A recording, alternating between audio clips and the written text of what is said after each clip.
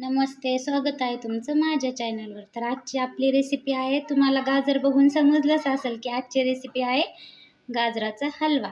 तर आज मी बनवणार आहे गाजराचा हलवा. पण त्याआधी मी 1 किलो गाजर घेतले आहेत, ते स्वच्छ धुवून पुसून घेतले आहेत. आणि हे जे का मुळा आहेत ना, तर ते आपण एका सालकटरने ते काढून घ्यायच्या. त्याच्यानंतर किसणीने गाजरं हे बारीक करून घ्यायचे. चला तर बघूया पुढची रेसिपी.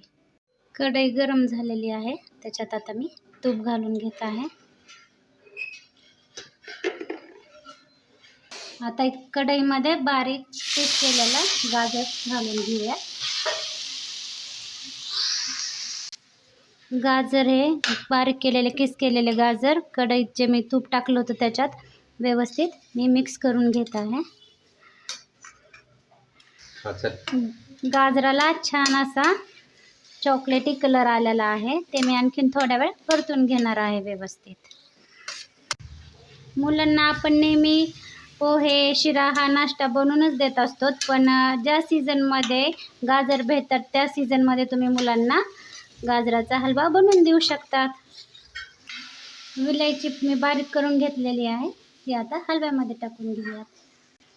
एक मोठ्या कपमध्ये मी दूध घेतलेलं आहे. अर्धा कप मी जसं लागेल तसं दूध हलव्यात ओतून घेणार आहे.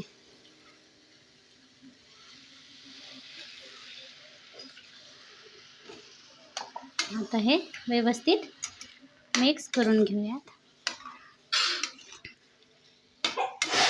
मी एक बाउलमध्ये साखर घेतली आहे, ती आता हलव्यामध्ये टाकून घेऊयात.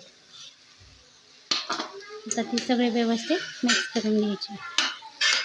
याच्यामध्ये हलव्यामध्ये आता बारीक कट केलेले ड्रायफ्रूट्स म्हणजे काजू आणि बदाम मी टाकून घेत आहे.